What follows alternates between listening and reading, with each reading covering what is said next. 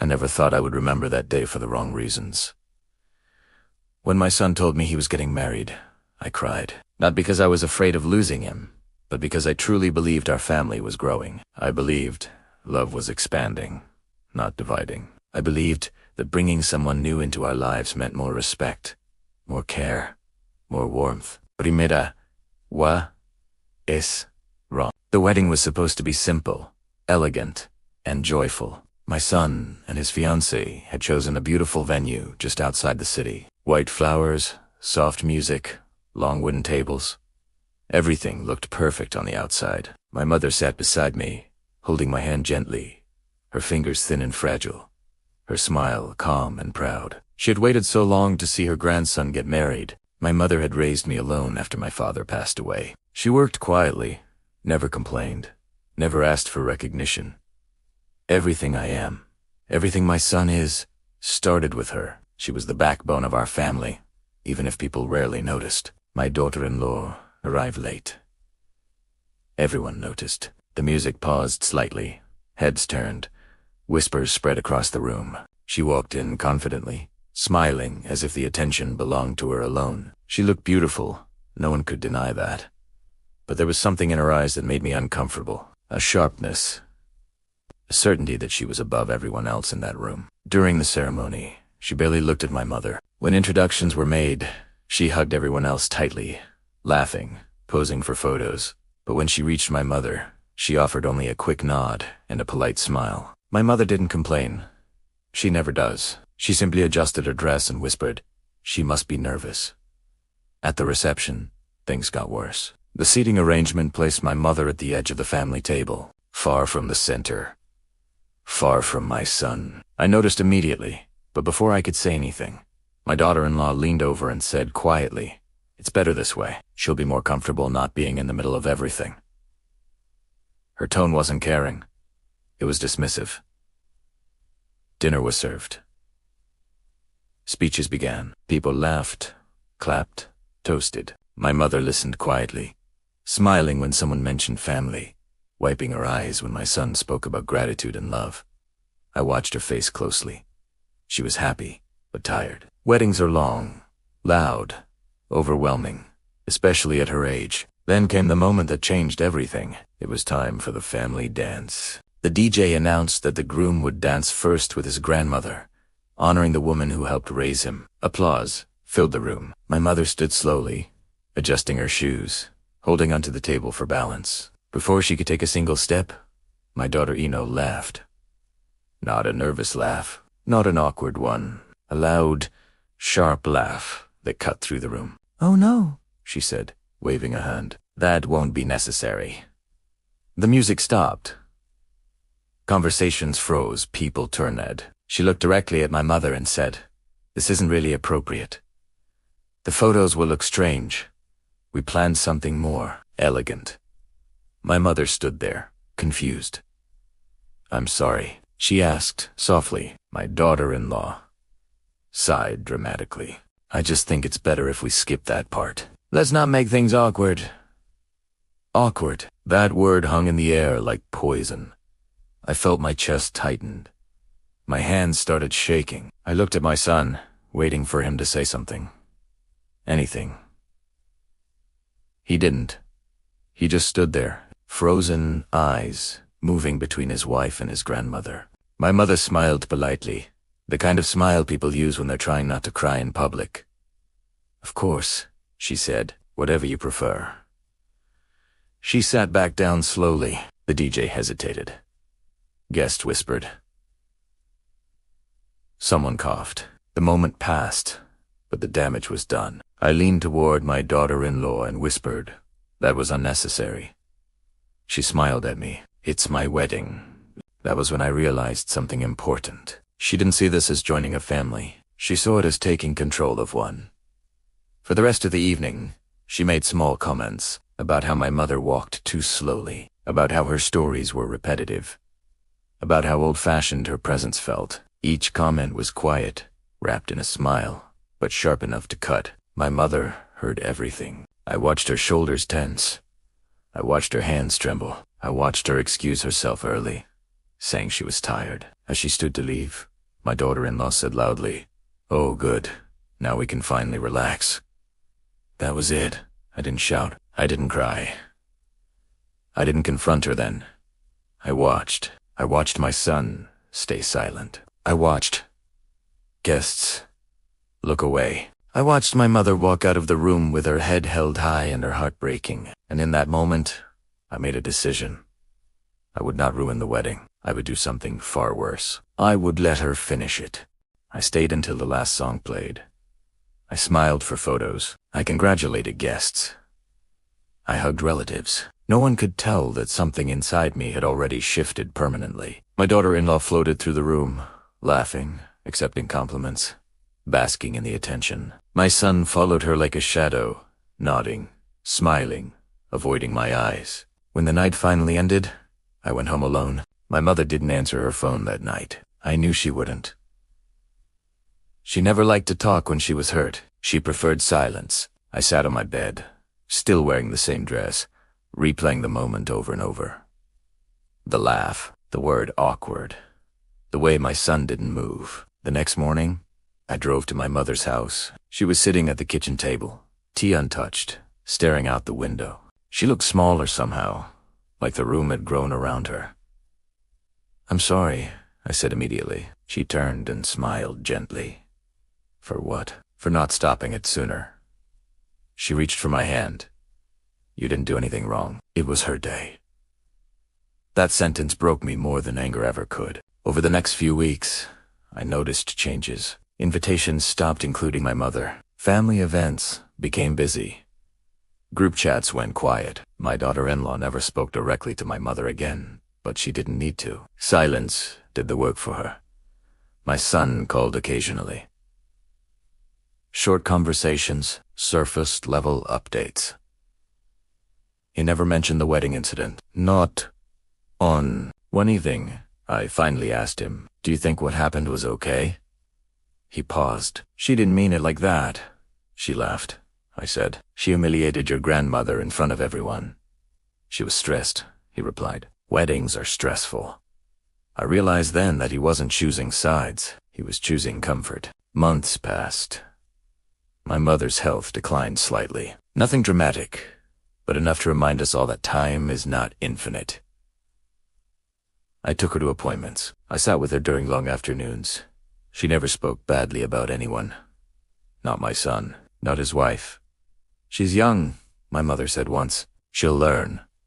But learning only happens when consequences exist. One afternoon, my daughter-in-law invited me for coffee. Her tone was unusually warm. She talked about the baby they wanted someday. About the future. About family. Then, casually, she said, "I think it's important that everyone knows their place. It keeps things peaceful." I looked at her and smiled. "Peace isn't the absence of conflict," I said. "It's the presence of respect." She laughed lightly, clearly not understanding. That night, I opened my old files. Documents. Plans. Things I had set up years ago, believing they would never need adjustment. I didn't act out of anger. I acted out of clarity. I didn't remove anyone. I didn't threaten. I simply rewrote expectations. And for the first time since the wedding, I slept peacefully. The shift didn't happen all at once.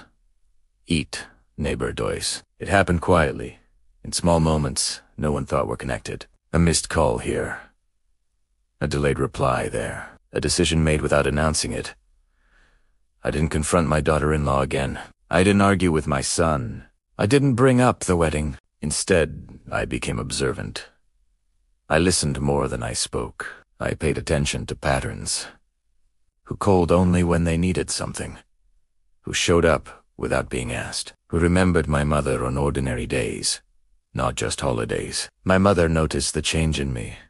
"You're calmer," she said once. "I'm clearer," I replied. She nodded, as if she understood something I hadn't said. A few weeks later, there was another family gathering. Nothing formal, just a dinner at my son's place. My mother wasn't invited. The excuse was space. Parking. Noise. Always something. He went anyway. The atmosphere felt rehearsed. Smiles arrived too quickly.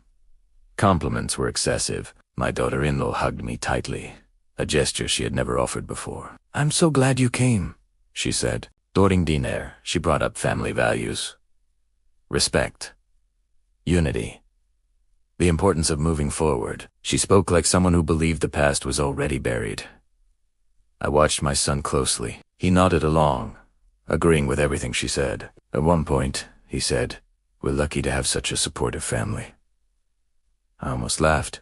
After dinner, as plates were cleared and conversations softened, my daughter-in-law leaned toward me and said quietly, "You know, we're thinking about the future, about stability. It would mean a lot to know we have support." Support. The word echoed in my mind, the same way awkward had echoed at the wedding. "I believe in support," I said. "I also believe in accountability." She smiled politely, clearly unsure what I meant. That night, I went home and made another decision, one that had nothing to do with documents or lawyers. I began setting boundaries. I stopped offering help automatically. I stopped stepping in to fix problems that weren't mine. When they asked for favors, I asked questions first. Slowly, their tone changed. The warmth cooled. The patience thinned. Gratitude disappeared.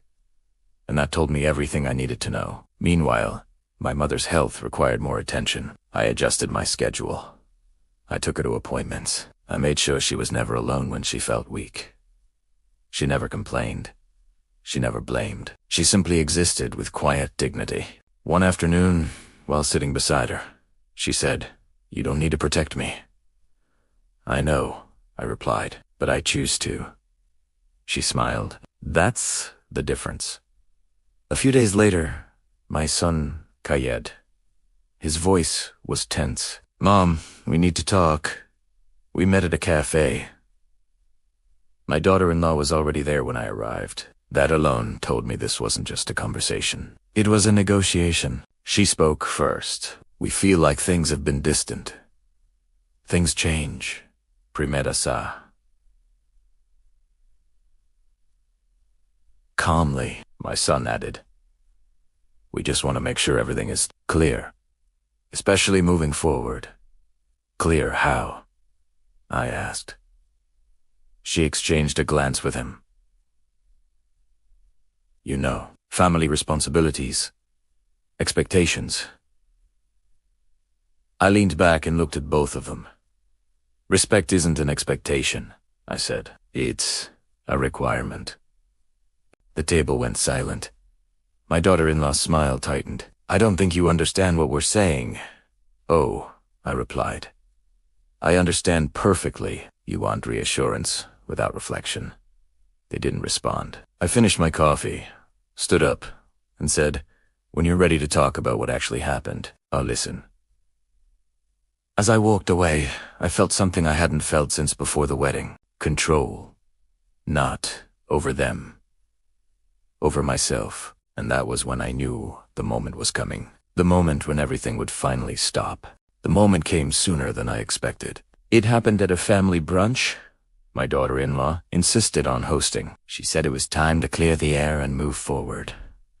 Those were her words, carefully chosen, rehearsed. She invited extended family, close friends, and even a few people from her side who barely knew us. It felt intentional, like a stage. My mother wasn't invited. I arrived early. The room was already buzzing with conversation. My daughter-in-law greeted everyone loudly, playing the role of the gracious host. My son stayed close to her, smiling nervously, checking his phone too often. At one point, someone asked, "Where's your grandmother?" The room went quiet. My daughter-in-law answered quickly, laughing lightly, "Oh, she's resting." These events are just too much for her now. Too much. The same words, different day. I looked around the table, faces uncomfortable. Some sympathetic. Most silent. That was when I stood up. "I'd like to say something," I said calmly. Forks paused midair. Conversations stopped. All eyes turned toward me. "I've been thinking a lot about family," I continued. "About respect. About what we choose to excuse and what we choose to ignore. My daughter-in-law shifted in her seat. My son frowned slightly. "I watched something happen at this wedding," I said, my voice steady. Something that told me exactly where certain people believed they stood above others. The room felt heavy. I watched my mother be laughed at, dismissed, reduced to an inconvenience. Someone gasped softly. My daughter-in-law laughed nervously. "I think this is being taken out of context."